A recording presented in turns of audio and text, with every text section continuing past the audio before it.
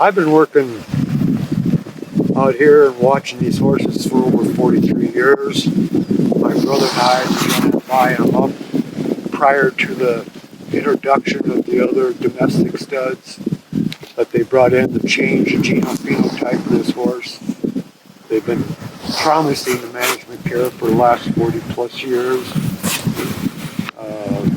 So, you know, like I say, they earn our respect. They shouldn't have a Turkish center here. So it's wrong what they're doing. You know, I'm convinced that if we would have had as much historical documentation showing that they're descended from Custer's horses and his troops. So, how soon do you see this taking effect? You know, there won't be any more production. You know, it depends how quickly they get that Gonacon down to a one-shot drug, and they're getting very, very, very, very close to it. Very close. And that's the drug they want to use in all wild horses and all BLM lands. You know, to get rid of the whole herd. You know, then they don't have to deal with it.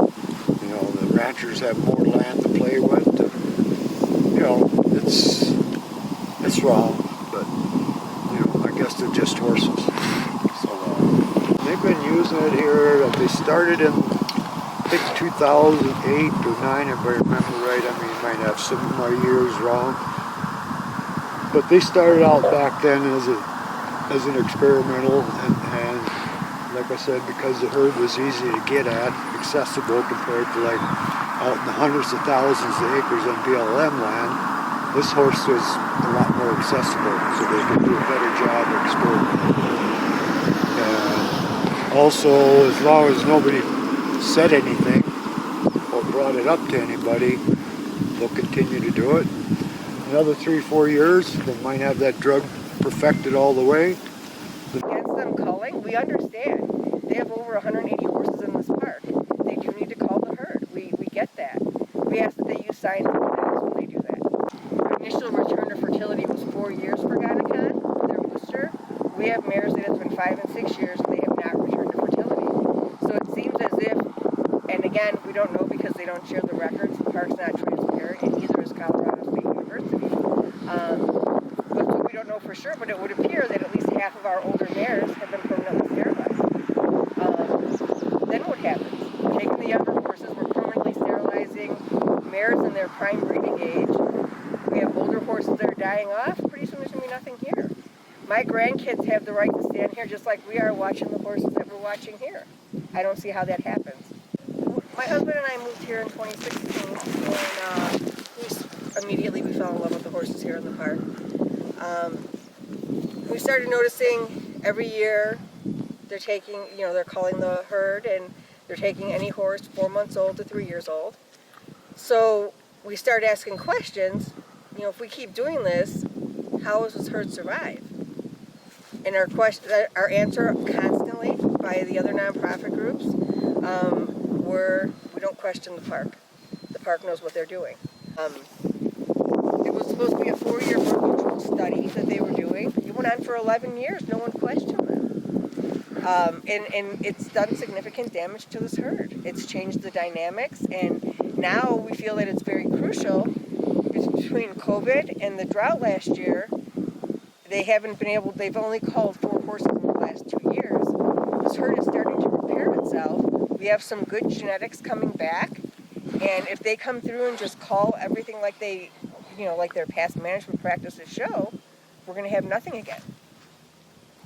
The genetics here can't, at a smaller one, it requires a lot more management, which is the core of all of the problems here. There's no management plan.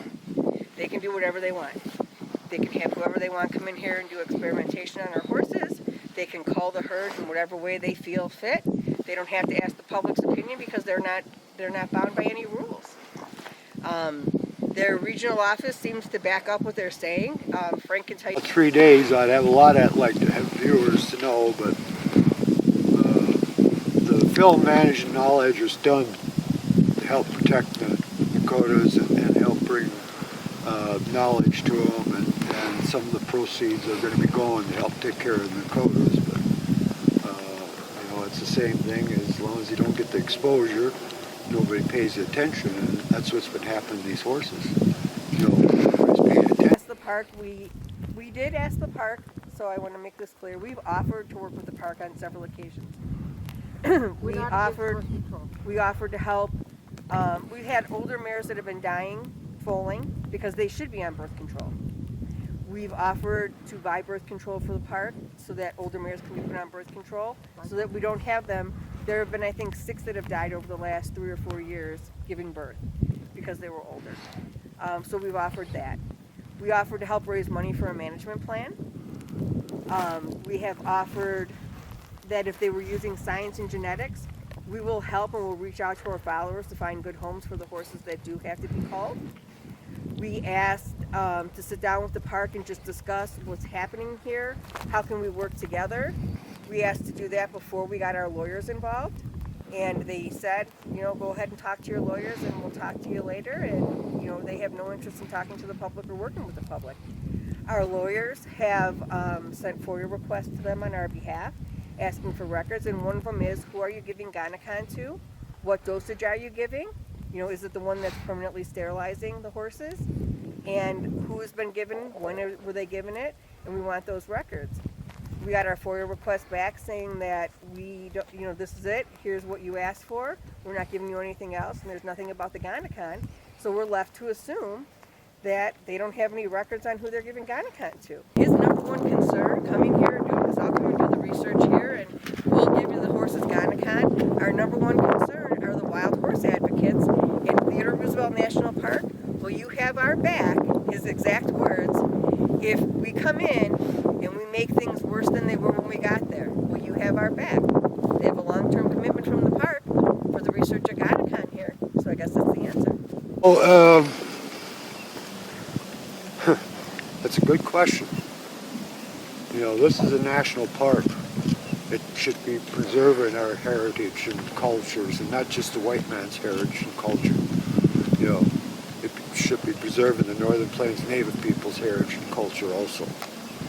You know, so why they want to get rid of them, I've never could figure that out.